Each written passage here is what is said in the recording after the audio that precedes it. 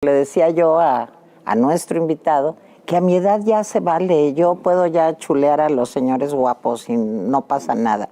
¿Y saben de quién hablo? Pues de Santiago Krill. Mi querido Santiago, pero qué gusto verte de pues veras. El gusto para mí, no nos veíamos desde la FIL. Desde la FIL de Guadalajara. Y aspiro a buscar ser presidente del país para cambiarle el rumbo. Para cambiar completamente este mundo al revés que estamos viviendo. Y yo represento un liderazgo, y en eso me honro, que puedo hablar con cualquier mexicano o mexicana. No veo yo, primero, enemigos. Segundo, veo que todos somos mexicanos. Yo te voy a decir una cosa, a veces no te entiendo. ¿Por qué sigues pidiendo diálogo?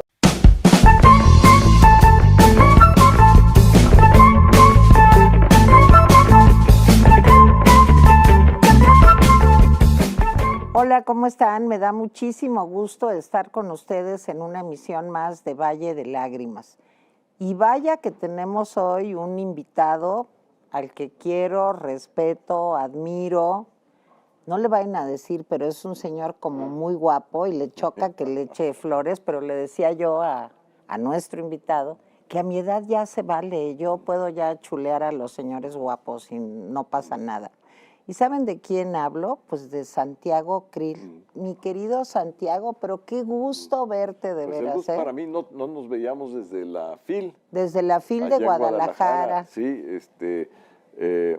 hicimos un programa bien divertido. Padrísimo. Padrísimo, sí. Padrísimo. Sí. Santiago Krill estuvo allá en la Feria del Libro de Guadalajara con muchísimo éxito y aparte fue una entrevista donde Santiago se mostró sencillo, divertido, entrañable, fuerte, valiente, todo. Es que en este juego de la política hay que hacerle de todo, ¿no, Santiago? Sí. Oye, ya con tantos años de experiencia, no oye, estas canas no son gratis. Yo me las pinto de azul, Sí, te lo recomiendo. Oye, se te ven muy bien además. Muchas gracias, Santiago. Oye, Santiago, bueno, ¿qué les puedo decir de Santiago Krill? Es un destacado político de nuestro país, ha sido cualquier cosa. Nomás le ha faltado ser presidente de la República, pero en esas andamos. Secretario de Gobernación, un secretario además, pues con un paso por, digamos, las cuestiones interiores de nuestro país, muy importante. Legislador, ¿sí? Varias veces legislador. Además, fíjense lo que es la vida, me tocó ser con Santiago Krill candidata al gobierno de la Ciudad de México, ¿no? En el año 2000, cuando ¿quién creen que ganó? Imagínense.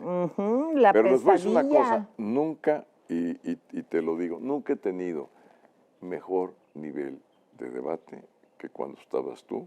Ay, Santiago, gracias. La verdad, porque el otro Ay, el otro no debatía. Y sabes a quién también extraño mucho, que en paz descanse, A Chucho Silva Herzog, que era un personaje encantador, con una voz increíble. Yo le tenía un miedo porque hablaba y yo dije, con esa voz va a opacarnos en los debates. Y la verdad que fue una gente sencilla, directa, y con unas ideas ya de su experiencia que tenía en ese momento. Santiago. Lo aprecié mucho. Pero ve nomás quién fue a ganar en el año 2000, ¿verdad? Y ahí comenzó la pesadilla. Sí. Santiago, y ahora, pues es evidente, lo sabemos, y a mí me da gusto, tú aspiras también a la candidatura presidencial. Así es. Y aspiro a buscar ser presidente del país para cambiarle el rumbo. Para cambiar completamente este mundo al revés que estamos viviendo, enderezar el camino, conciliar la división que ha creado el presidente de la República, reconstruir sus instituciones, restablecer el Estado de Derecho, recuperar una economía con reglas ciertas de largo plazo, reinsertar a México en el mundo. No es posible lo que sucedió ayer, que le dieron una condecoración no me digas. al presidente de Cuba. Me pongo mal. ¿En qué cabeza cabe darle una medalla a un dictador? Pero una vez ya le habían dado a Fujimori y también ya le habían dado a Fidel Castro. Sí. O sea, sí venimos como de una tradición de reconocimiento a los autoritarios. Muy triste, ¿no, Santiago? Lamentable. México no merece que el pueblo de México, su jefe de Estado, sea amigo de los dictadores. Así es. De Venezuela, de Ortega en Nicaragua, Sí. metió a la cárcel a todos sus contendientes, a todos los acabó él y su mujer, porque es pues una pareja perversa que han destrozado Nicaragua. Es No perversa posible. y es una pareja asesina y además que ha limitado al máximo la libertad de expresión. Esto de Nicaragua, ya que te refieres al caso, bueno, recordemos que fueron desterrados hace unos cuantos días, les quitaron la nacionalidad nicaragüense y están llegando a Estados Unidos a tratar de abrirse la vida. Pero a ver, Santiago. ¿Me dejas decir nada más una cosa? Diga usted, Mira, tú aquí puedes decir gracias. todo. Mira, uno todo. de los momentos más formativos para mí, desde el punto de vista de los procesos de transición, fue cuando tumban a Somoza, en Nicaragua, emerge, digamos, la insurgencia. Admiraba yo al comandante Cero, que tenía una disciplina, pero también Ortega, y tenían gente de primera. Algunos, inclusive exsacerdotes. Ernesto Cardenal. Como Ernesto Cardenal, que además, pues, un hombre de letras, un humanista. Recuerdo todavía muy bien cuando fue el Papa Juan Pablo II. Juan Pablo II, y él como exmiembro, bueno, era miembro de la Iglesia, pero ya como ex sacerdote, quiso pues saludarlo como miembro de la Iglesia y le dijo que no me gustó nada ese saludo del Papa. A ver, yo soy católico y creyente, pero hay cosas que no me gustan, porque Cardenal fue clave en el proceso de transición nicaragüense. Así es, Santiago. Clave, como lo fue el comandante Cero y como fue Daniel Ortega, no nos hagamos. Ya no lo quería decir, pero sí fue. Lo perdimos, o sea, lo perdimos. No, es que el poder envenena, Santiago. Sí. Ahora, yo de veras te pregunto, ¿por qué quieres ser presidente? Porque se me hace que ahorita es como sacarse el tigre en la rifa, o sea, ¿de veras se te antoja eso? El país está más polarizado que nunca, más dividido, pero de fondo que nunca. Están destruidas muchas instituciones. Económicamente aparentemente vamos bien, pero vamos a terminar el sexenio con un crecimiento prácticamente perdido. Es el sexenio perdido. ¿Por qué quieres ser presidente? No, o sea, ¿por qué? De veras no lo comprendo.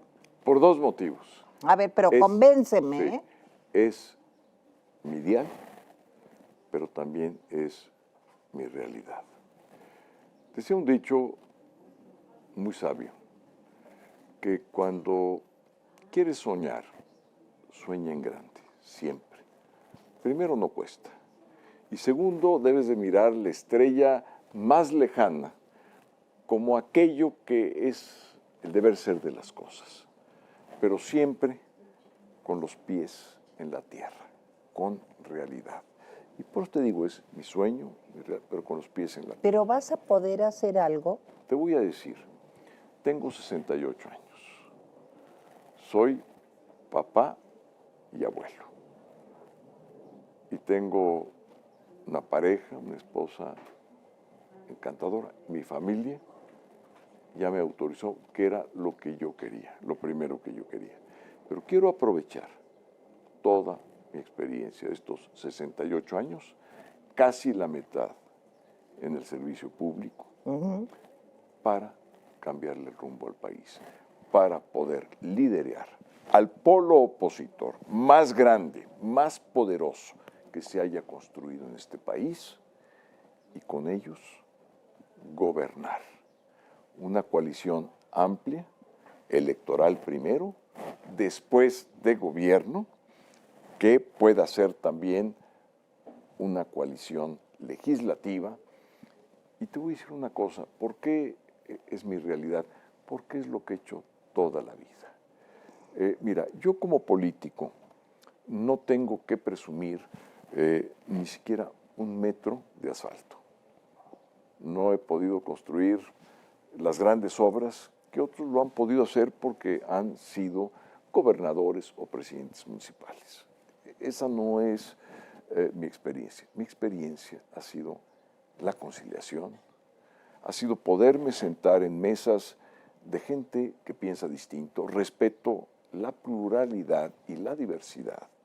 Desde el Grupo San Ángel, que tú te acuerdas muy bien, hace casi 40 años, pasando por la construcción del IFE, pasando por la coalición que formamos en el gobierno del presidente Fox, después siguiéndonos con el INAI, la Agencia de Transparencia, bueno, fuiste la Comisión, consejero fui consejero del ciudadano, Instituto Federal Electoral. Fui la primera camada, digamos, ya del otro IFE no oficialista, pero me ha tocado el privilegio de ser parte de una generación que hicimos el proceso de transición democrática, Tere, en paz y por la vía institucional.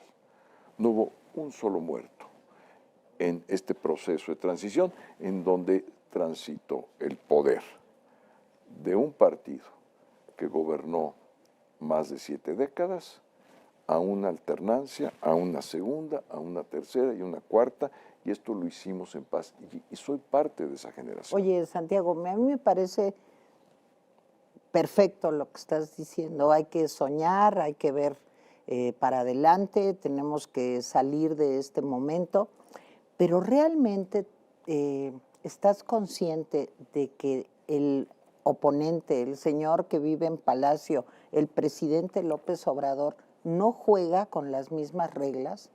O sea, ¿cómo un señor como tú, con tanta experiencia política, te puedes enfrentar a la ignorancia, al autoritarismo, a un liderazgo autocrático?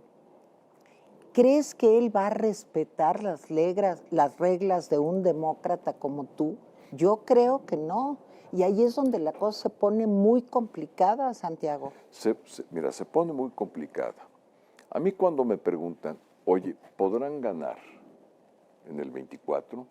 Yo la respuesta que les doy, y se las doy como es, ya ganamos en el 21. La oposición tuvo 23 millones de votos. Por favor, ténganlo siempre en mente.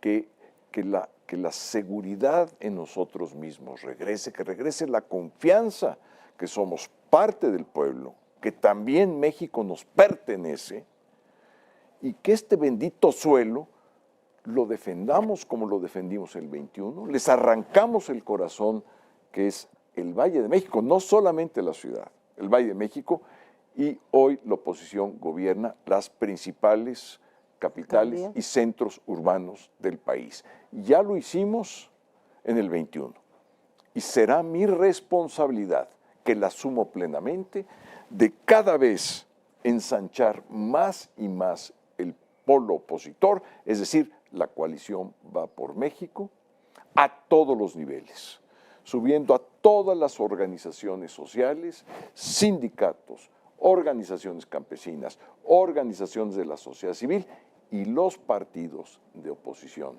no Morena obviamente, que se sumen. Esto es lo que he hecho toda mi vida, es el diálogo. Mi fortaleza, Santiago, pero a ver, es la conciliación, pero también es la aplicación de la ley. Ah, sí, pero es que de todo eso de lo que me estás hablando, el presidente no tiene idea. Yo te voy a decir una cosa, a veces no te entiendo. ¿Por qué sigues pidiendo diálogo? Yo sé que es sentar un precedente y que se vea tu voluntad democrática, pero te voy a decir una cosa. ¿Cuándo te ha dado alguna respuesta razonable, inteligente, el presidente de que realmente quiere el diálogo? Entonces, ¿por qué insistes? O sea, es como, Vaso, quiero un diálogo contigo. Pues nunca me va a contestar. Entonces hay veces que digo, ya que no le diga, me da coraje. Te voy a decir por qué lo hago. No lo hago por su respuesta, que ya lo conozco, sino para que sepan qué tipo de liderazgo represento.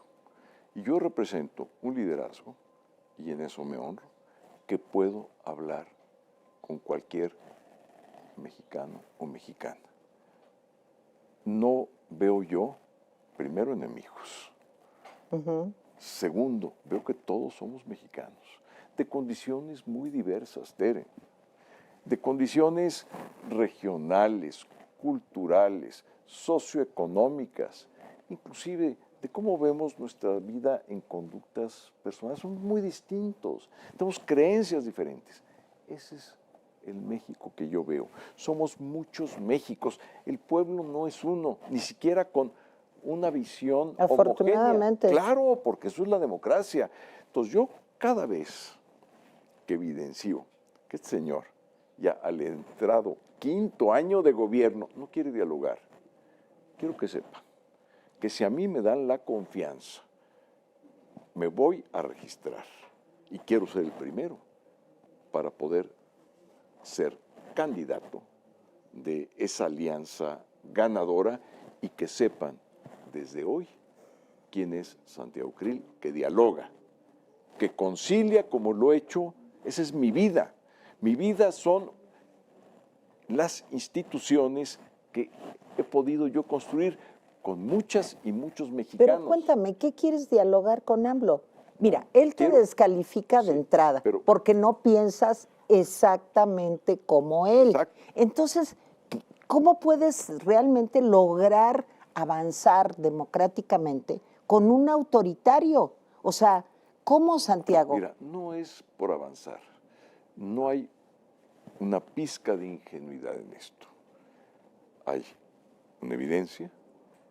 Yo quiero, no convencer a quienes son los fanáticos de López Obrador. Sí, me siento a dialogar con ellos si es necesario. Yo quiero convencer a la gente que está del otro lado que hay otro México, que hay otra mentalidad, que hay un México que puede trabajar unido. Yo no conozco un solo país que dividido haya logrado algo importante. Es más, divididos no llegamos a ninguna parte. Divididos en el siglo XIX perdimos más de la mitad de territorio. No quiero que el país vuelva al siglo XIX entre unos y otros que no pudieron dialogar entre ellos mismos. Todos tuvieron que dialogar con las potencias extranjeras. Acabamos con un imperio, el Segundo Imperio, con la intervención francesa y con miles de muertos. Pero ahí no quedó la historia. La Revolución Mexicana, que fueron muchas, más de 1 millón de muertos, se dio por no dialogar. Ni siquiera en la Convención de Aguascalientes pudieron llegar a acuerdos y dialogar.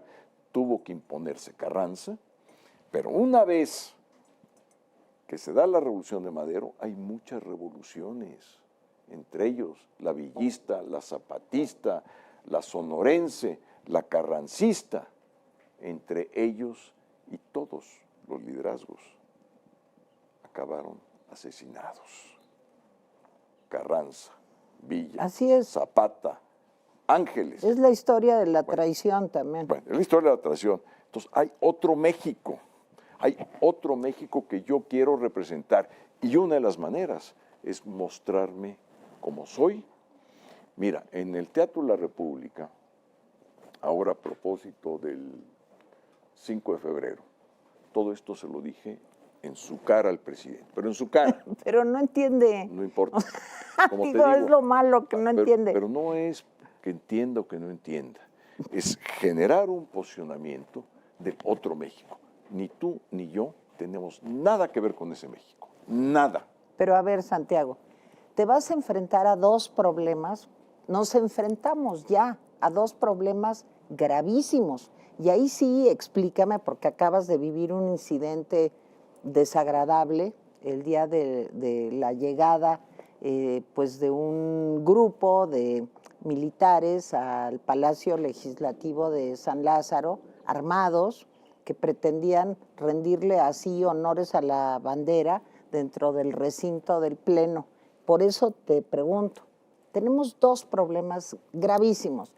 Sí, ya sabemos de López, ya sabemos de su odio a las instituciones, de sus actitudes antidemocráticas, en fin.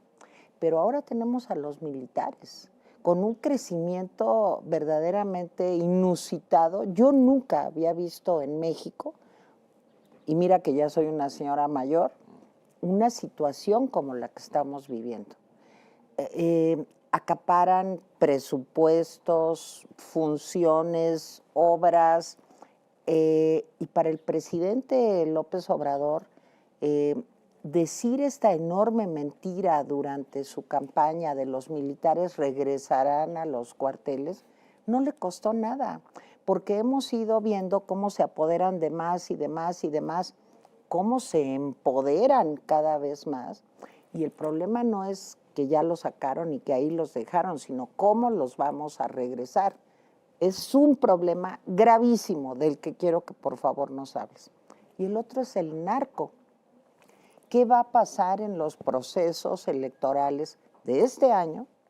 Estoy hablando también del Estado de México y de Coahuila, pero sobre todo, Santiago, del 2024 con todo esto. ¿Eso se puede resolver? ¿Cómo? Primero, el incidente que tuvo en la Cámara. Sí. Ahí está, son los hechos. Y es la firmeza. Yo no soy de mano dura. Pero de una mano firme. No me gusta echar balandronadas. El pleito no me gusta, pero si lo tengo que tener, conmigo se encuentran. Porque la mano la tengo muy firme. No me gusta gritar, insultar a nadie, y mucho menos abusar de nadie. Eso no me gusta.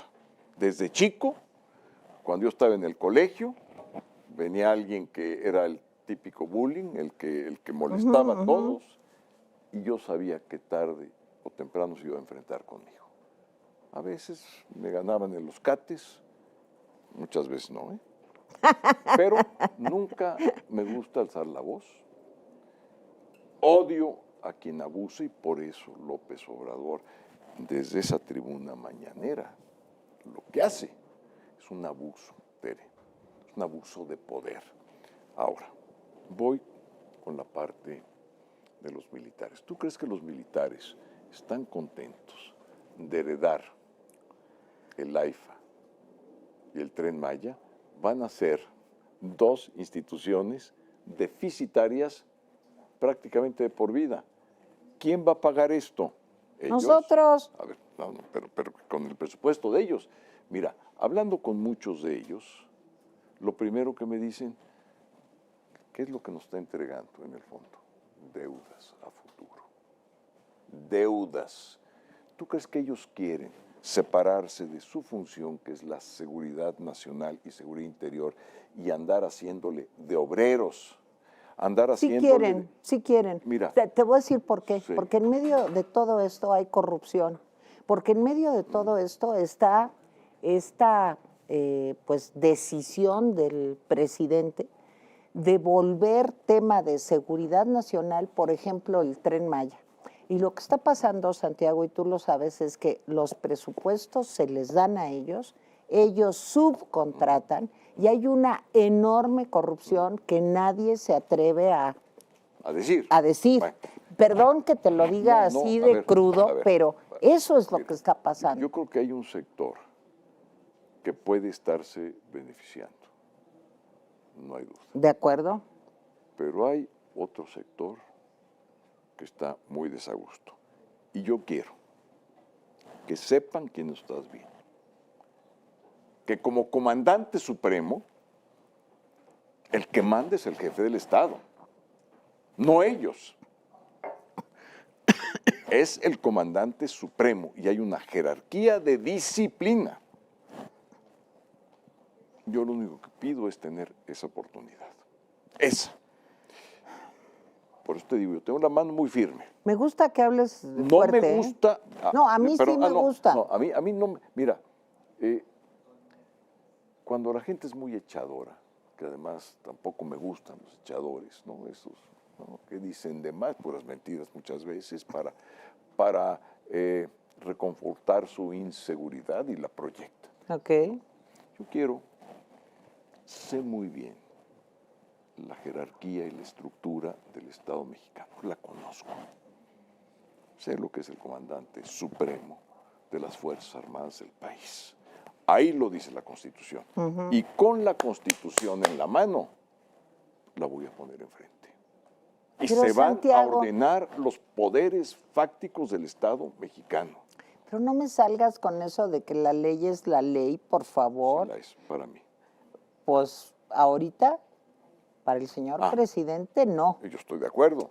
¿Cómo le hacemos para volver al respeto a la ley, a un Estado de Derecho, a una división de poderes, a contrapesos, para que el poder no sea absoluto, Santiago? Tienes razón. Es una respuesta que tiene muchos elementos. No es uno, no es una llave mágica, es otra de las cosas que estos populistas han echado a perder la política. Ellos creen que en un segundo se arregla esto. Mira, empecemos por lo básico, la educación. Bueno. Bueno, civismo. ¡Civismo! ¿Y qué es el civismo? Respeto al otro. ¿Qué es el civismo? Es una ética pública. Y la ética pública es la ley, es respetar la ley. De lo mínimo a lo máximo. Es también un aspecto cultural. Si yo digo que respeto la ley, pero me para un policía y lo primero que hago es, ¿cómo nos arreglamos? Se acabó el Estado de Derecho. Ahí se acabó porque tiene unas consecuencias en todo el orden.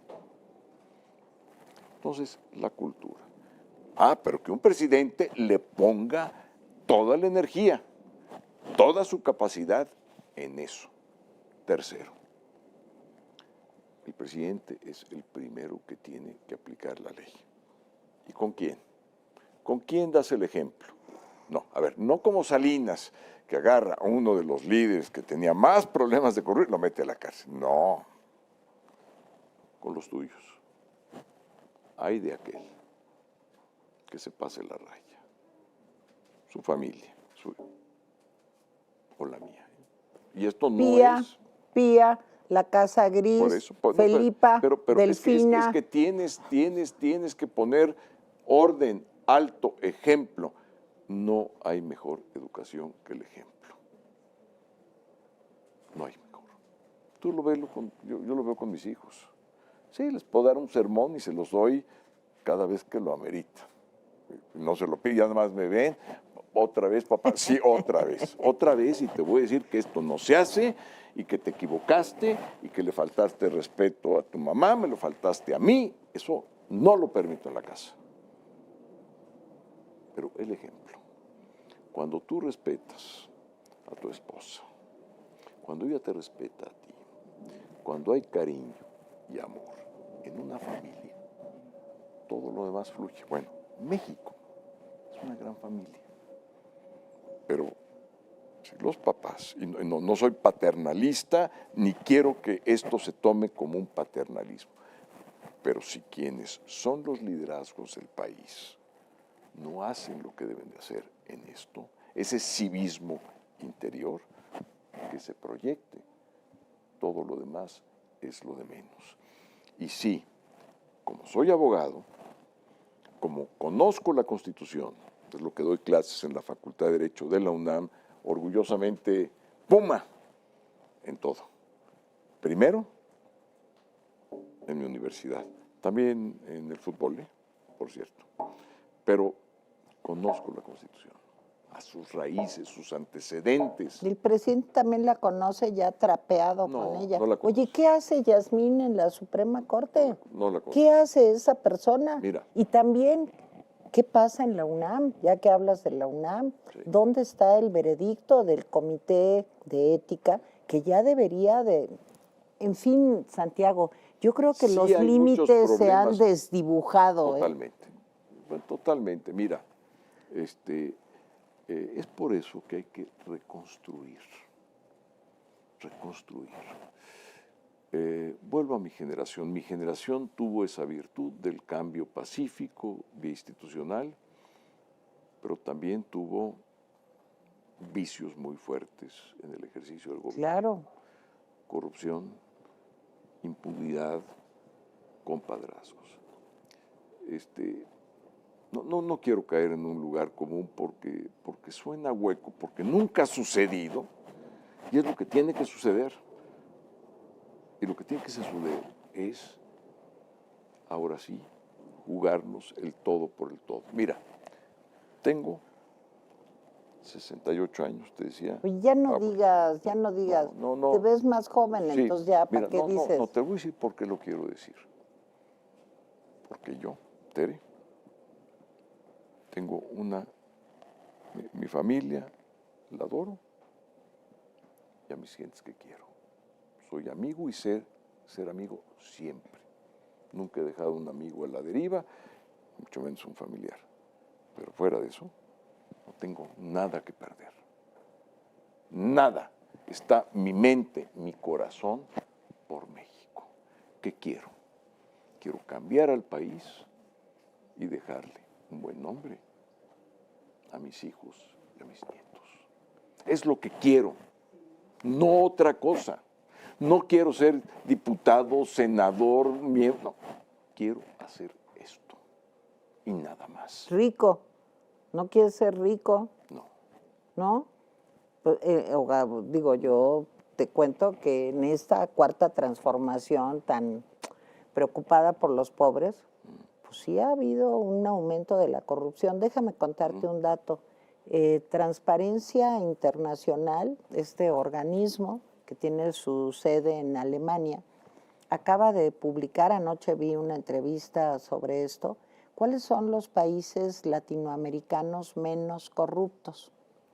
Son, en primer lugar, Uruguay, en segundo, Chile y en tercer lugar, Costa Rica.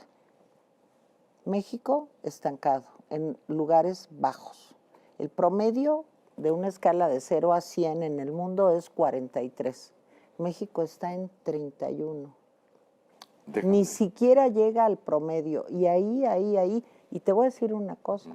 Eso combinado con Freedom House, que habla de cómo va la democracia en el mundo.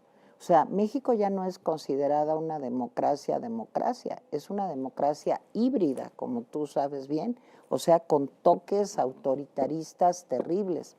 Entonces, corrupción estancada o para arriba. Democracia en riesgo. El plan B en camino. ¿Qué vamos a hacer, Santiago? Perdón que te ponga yo tantos problemas enfrente, pero eso, tú dijiste que quieres ser presidente. Para eso estoy. Esa es mi responsabilidad y espero que lo sea por 6 años. Pero ¿cómo le hacemos, Santiago? Te voy a decir, mira, Gabriel Said, que hoy está muy olvidado, decía que la corrupción es el sistema. ¿Qué quiere decir sistema? Hablamos del civismo, de la cultura, pero no hablé de otra cosa fundamental. El sistema son instituciones. Entonces, hay que tener las instituciones que ayuden, faciliten, ponga los incentivos, es decir, lo atractivo en cumplir la ley, que en incumplirla. Y que si la incumples, te cueste muy caro. Primer punto, que podamos conocer casi en tiempo real quién incumple la ley. Y para eso, transparencia en todas partes.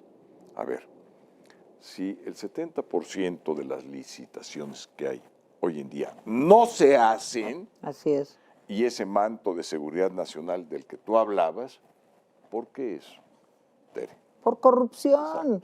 Exacto. Entonces, licitaciones. Romper los intereses creados. Mira, a ver, ¿quieres que te diga qué tiene que hacer el próximo presidente de México? Sí, sí, dime. Someter a los intereses creados que han obstaculizado una y otra vez a México, someterlos y subordinarlos a la ley. No hay más interés, no hay más moral pública para quienes Exacto. somos servidores públicos que la ley, punto. Una cosa son mis creencias, pero mi ética pública y mi moral es la ley, punto. No otra eso cosa. se llama- Puedo yo no estar de acuerdo con muchas cosas que dice la ley. Pero yo, si soy servidor público, me debo a la ley y debo aplicarla. Y te lo digo por esto. Tenemos que mejorar mucho nuestras instituciones en materia de transparencia, en materia de rendición de cuentas. ¿Cuántas veces no he oído a extranjeros que vienen a México y se van? ¿Por qué? Porque si no fue la licitación, fue el juez. Si no fue el juez, fue su socio mexicano que les hizo una revoltura, las cosas. Ha habido casos, por supuesto, también del otro lado. Están encantados y bendicen a México todos los días. También hay esos casos. Sí, sí. Pero regresos ahí, es el sistema. Entonces tienes que tener un abordamiento integral, un abordaje integral. Por una parte, educación, cultura, ejemplo. Me dirán, no, es mucho. Y por otra parte, ir reordenando proceso por proceso, es decir, cada proceso, transparencia, imparcialidad, Rendición de cuentas. objetividad y rendición de cuentas, cada uno de ellos, y que lo tengamos medido y que existan responsables. Si pasa algo, no es que se difumine la responsabilidad, no, hay una persona que se llama Juan Pérez. Pero Juan Pedro. ¿cómo, Santiago? Si todo es un complot. Ya ves, todo lo que ha pasado en el metro es un complot. No es el descuido, el subejercicio, el desvío Fíjate tú, presupuestal. desde la O sea, no. construcción, o sea, Claro, empiézale por claro. ahí. Pero mira, por eso es tan importante cambiar las estructuras del país. No las hemos podido cambiar desde el viejo régimen. Y esto hay que reconocerlo. Y es una autocrítica que yo asumo en primera persona, como Santiago Krill. Tenemos que cambiar las estructuras para que florezca esa grandeza que tiene México, esa grandeza que tiene hoy el pueblo y que somos quienes estuvimos arriba, equivocándonos una y otra vez, que no podía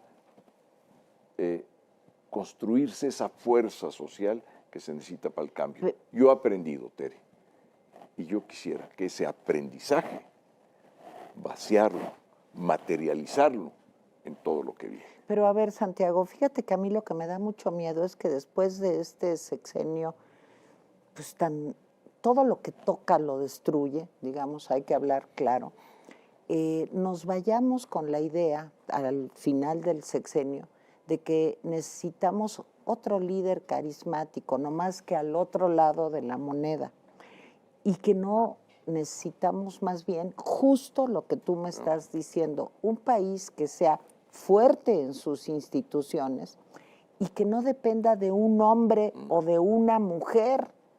Ese es el verdadero Estado de Derecho en el que yo sueño. Entonces dicen, no, es que la oposición no hace nada, porque necesitamos ¿de veras vamos a volver a caer en El líder eso? De que carismático. necesitamos el líder carismático. Híjole, no, a mí que me quiten al líder carismático. Claro. Yo mejor quiero un señor político respetable y respetado, que sepa lo que va a hacer, que conozca de las instituciones y que respete la ley. Pero ¿cómo cambiamos eso, Santiago? Mira, vamos a Yo nomás te pongo puros problemas, No, ¿verdad? y te lo agradezco porque la gente, lo que yo quiero es que conozcan cómo pienso y mi interior en las cosas. Y es bien difícil Sí. comunicarlo. Mira, en esto que se vuelve tan complejo, de Sí. quitarnos al Tlatoani que venía desde el señor de Zempoala, porque de ahí venimos, esa es la historia. Vamos a inaugurar un nuevo sistema político con los gobiernos de coalición. En nuestro país, en toda su vida política de la República, desde el acta constitutiva de enero de 1824 hasta hoy, nunca hemos tenido un gobierno de coalición. ¿Qué hace un gobierno de coalición, Tere? Equilibra las fuerzas.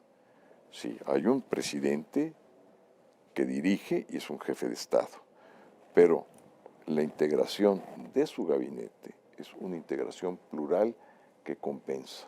Es decir, esa división de poderes que es tan buena entre los tres poderes empieza desde el Ejecutivo. Voy a ser absolutamente respetuoso de los órganos de autonomía constitucional, que es dentro del Ejecutivo otra contrapeso. La última palabra, la Comisión de Derechos Humanos. La última palabra en electoral, el árbitro, el INE.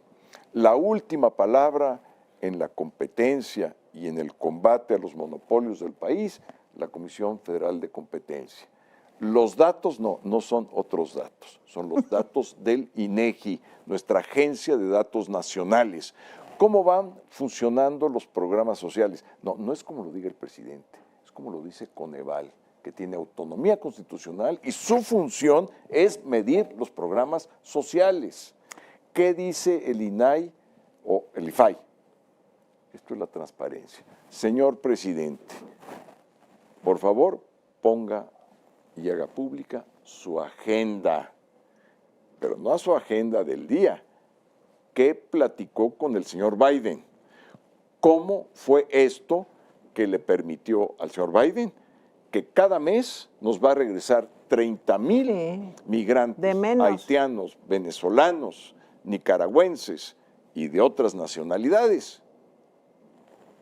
¿Cómo? O sea, ¿qué? ¿Nos vamos a convertir en el traspatio? Somos. De Estados Unidos. Somos el muro soñado de Trump, es todo el país. Pero oiga, espérame, Santiago, es por favor, se nos va a acabar el tiempo. Por favor. Y yo quiero que me digas que toquemos un tema fundamental para el país.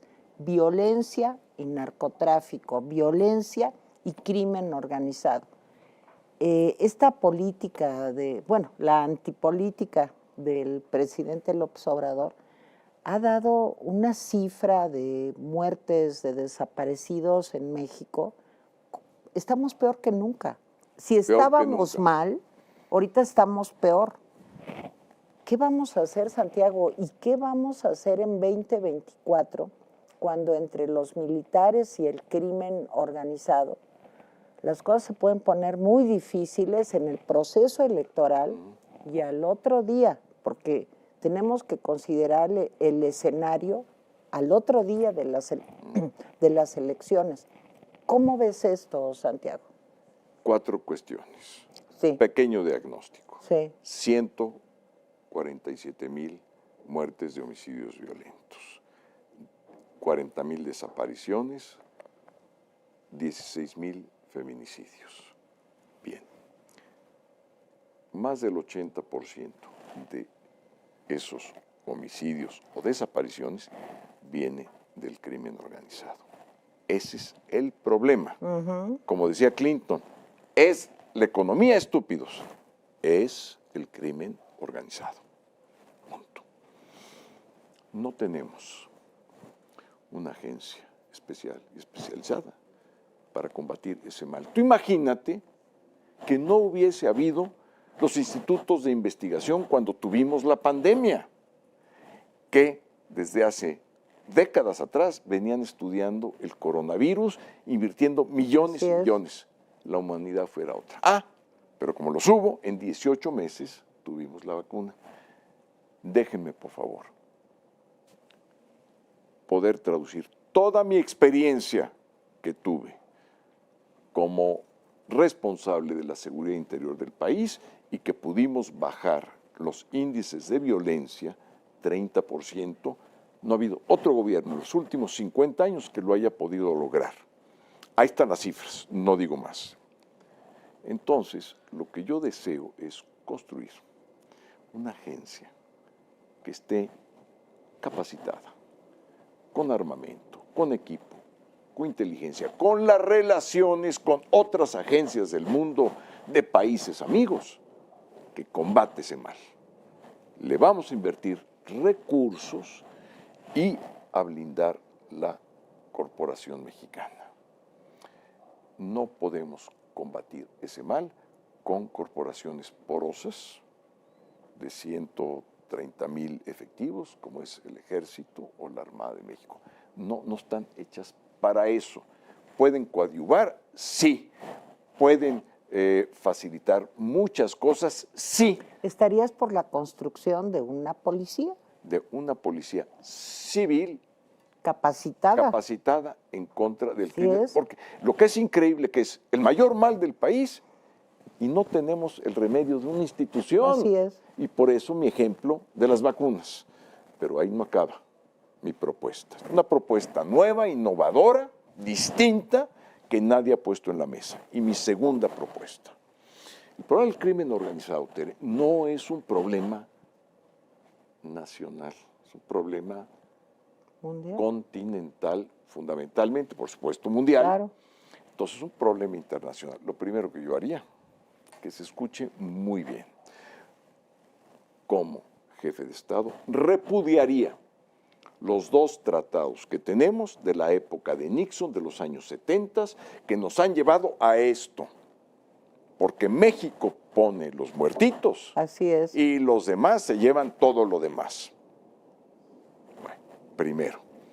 Y segundo, convocaría a una conferencia continental en Naciones Unidas que me dieran oportunidad de estar en esa tribuna, que es la máxima tribuna del mundo, y explicarles por qué voy a repudiar los dos tratados y por qué voy a convocar a una conferencia continental, porque no podemos permitir que sigan los países andinos mandándonos toda la cocaína, que en Asia nos manden todos los precursores químicos del fentanilo, que además produce más de 100,000 muertes al año en nuestros vecinos.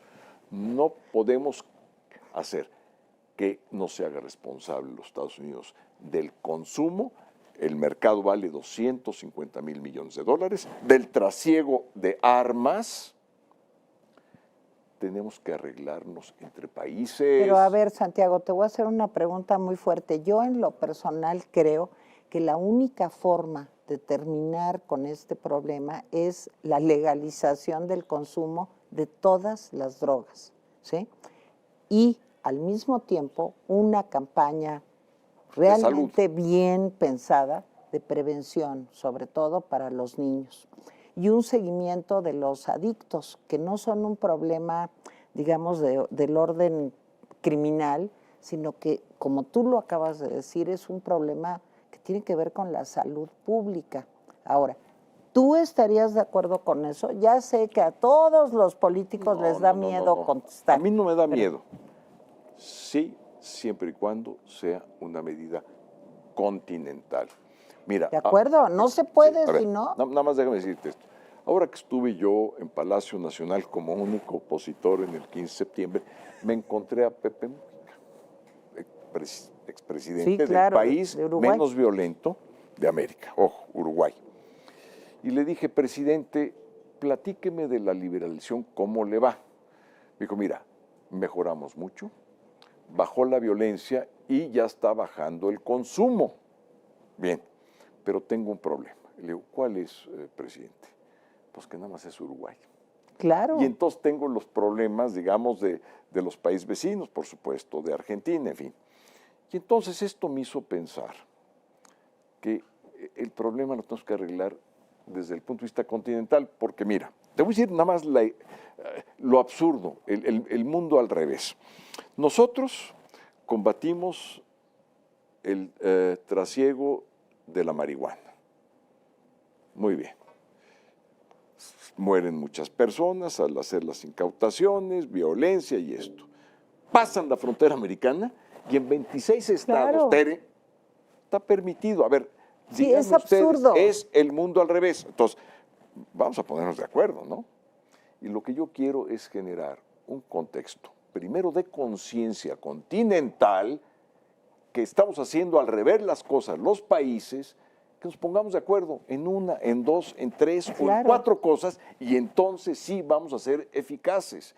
Y hacerle ver a Estados Unidos que el gran mercado de consumo tiene una enorme responsabilidad, pero también nosotros. O sea, eso no es echarle la culpa a los demás. Mira, si México está mal, por favor, volteemos a ver a Centroamérica. No, por favor, vean lo que pasa en Honduras, en San Pedro Sula, es la capital que tiene mayores índices de violencia en el mundo. Entonces, es un problema muy complejo que yo he reflexionado mucho de él, mucho, además de mis 5 años de ser encargado de la seguridad interior civil del país y de estar encargado del sistema de inteligencia nacional del país, me tocó tratar con los países amigos, fundamentalmente con Estados Unidos, este problema, con Canadá, con los ingleses, los franceses, españoles sobre todo, y con Sudamérica, desde Guatemala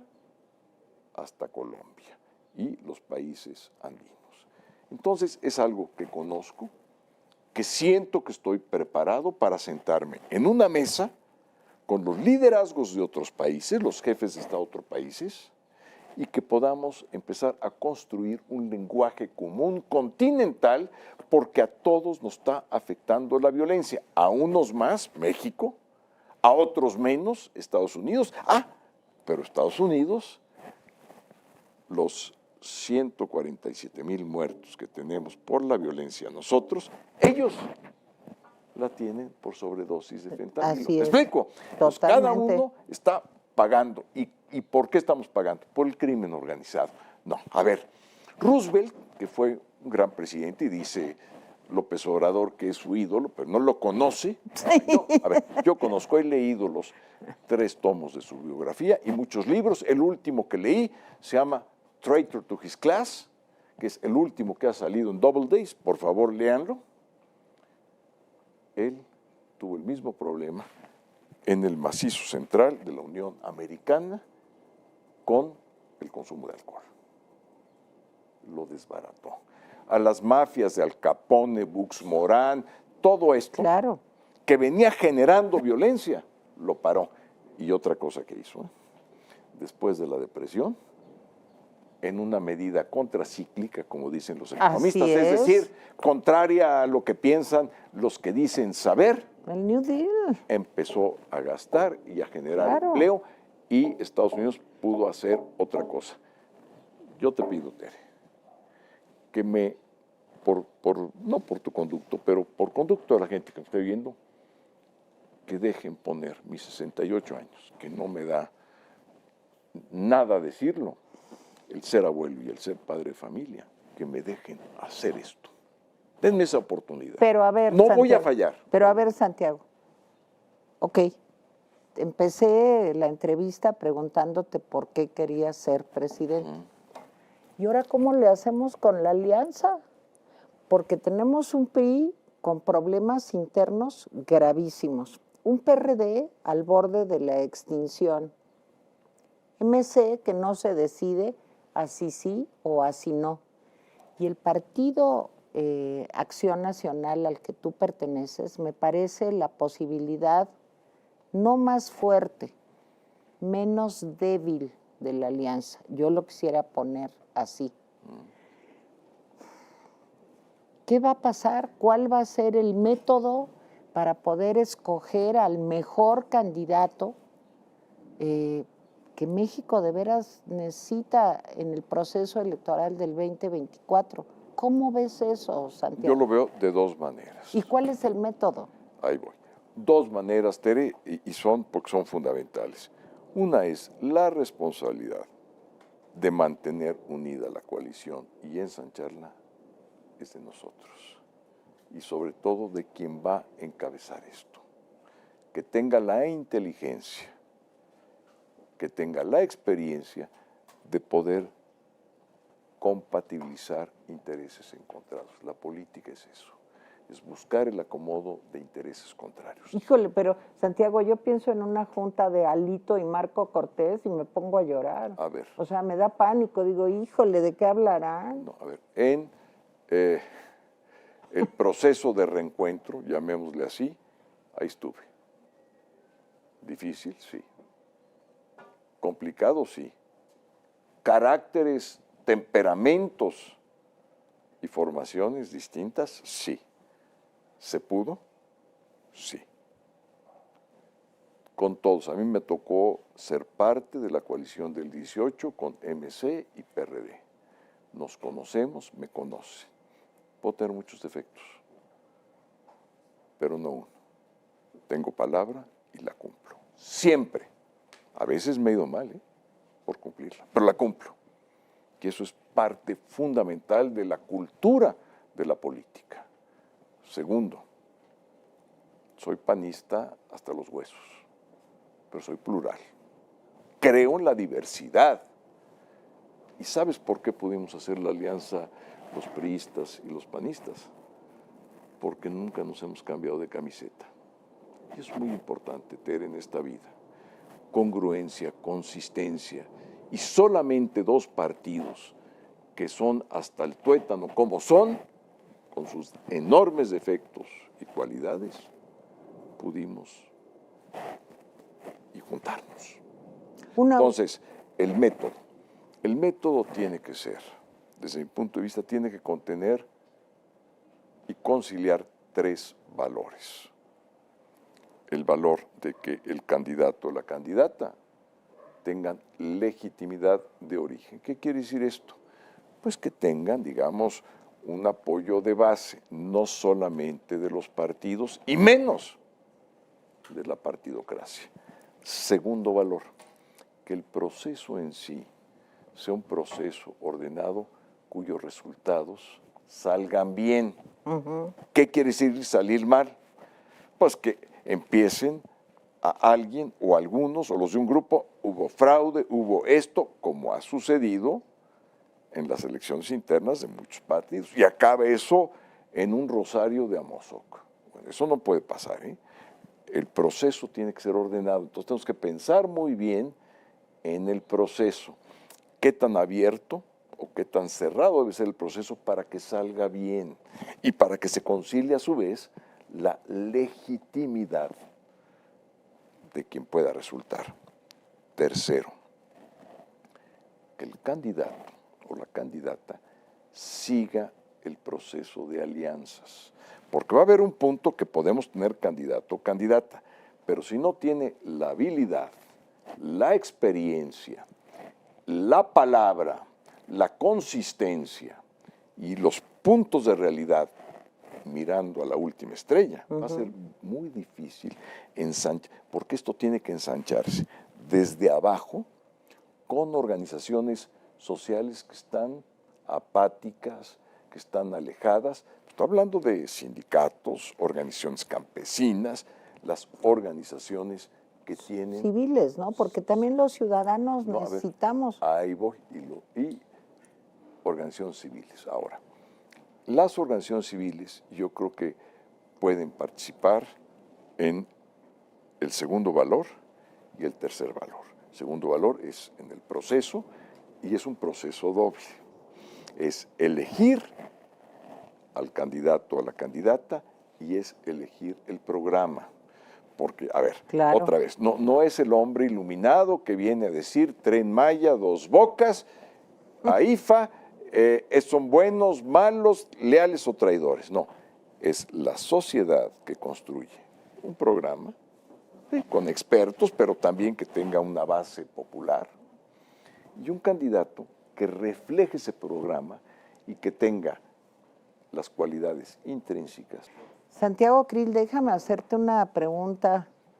Bueno, dos, ¿no? Chance, así. Antes de que me regañe don Eduardo Arbizu, ¿sí? Querido amigo. Querido amigo, al que respeto y conozco hace poquito, porque somos los dos unos chavos, ¿verdad? Exacto, pero bueno, exacto. Poquito. A ver, Santiago, ¿de veras te diste el abrazo de Acatempan con Mier? Sí, ¿Qué pregunta tan desoladora? Sí, mira,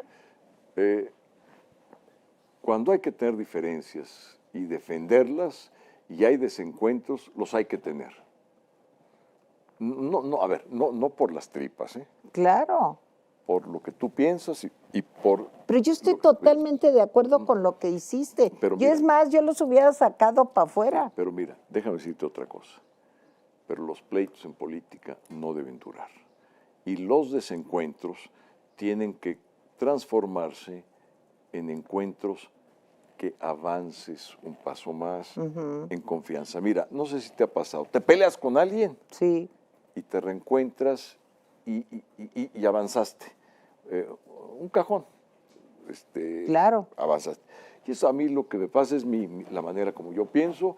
A ver, en política casi nada es personal. Hay veces que se vuelve, pero no debe volverse personal. Y entonces es una cuestión de principios, de programas, de visión de país, de cosmovisiones distintas, pero ok, un desencuentro, un choque, hay que tenerlo.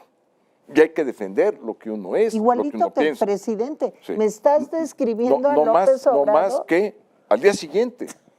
A ver, yo tengo un libro, es una servilleta, pero hagan de cuentas que es un libro, que yo trato de escribir una página al día. Y mi mamá me enseñó que cuando termine esa página, algo bueno tengo que hacer el día. Algo bueno. Y lo trato de hacer. Con todas mis limitaciones, a veces no llego a esa conclusión. No la llego porque pues, uno tiene defectos, quizá más defectos que cualidades. Pero el punto es este, Tere. Nunca he estado más decidido, más determinado, con mayor voluntad para hacer lo que estoy haciendo. Nunca en mi vida. Segunda cosa, esto para mí no es un sacrificio, como dicen muchos políticos. Yo no sacrifico nada. Esta es mi pasión, es mi vocación, no voy a decir misión porque suena algo que no quiero que suene. Así es. ¿No? Suena místico, mesiánico. Sí, mesiánico. Por eso no digo misión. Pero vocación completa. Quiero terminar mi vida en esto. No, mi vida física no. Mi vida política en esto. Si lo pudiera decir de otra manera, todo lo que tengo, salvo lo mío, que es mi familia, y mis seres queridos, todo lo mío está puesto ya del otro lado. Como decía el grande, yo ya crucé mi Rubicón. No voy a voltear nunca para atrás en esto. Nunca voy a dar una competencia leal y democrática en lo interno. Afuera la voy a dar leal y democrática, sin ingenuidades. Y si me buscan, me van a encontrar porque yo no tengo nada que perder. Nada. Y que se sepa con claridad.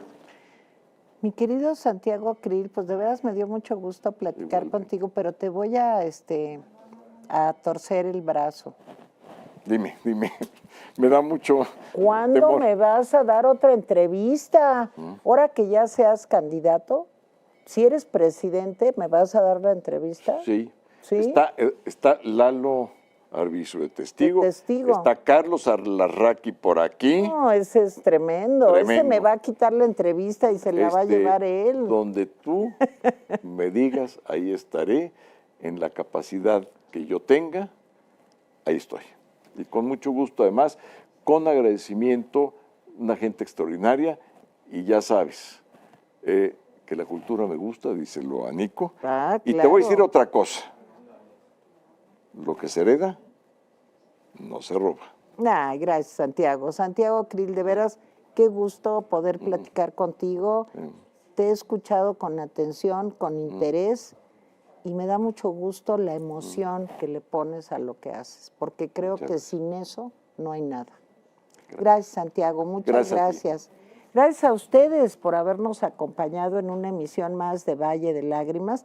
No lloré mucho hoy, ¿verdad? No hice llorar a Santiago Krill, pero pues hay para la próxima. ¿Sí? Gracias, Ted. Lloramos en la próxima. Gracias, Ted. Gracias, Santiago. Bye. Bye. Hasta la semana entrante.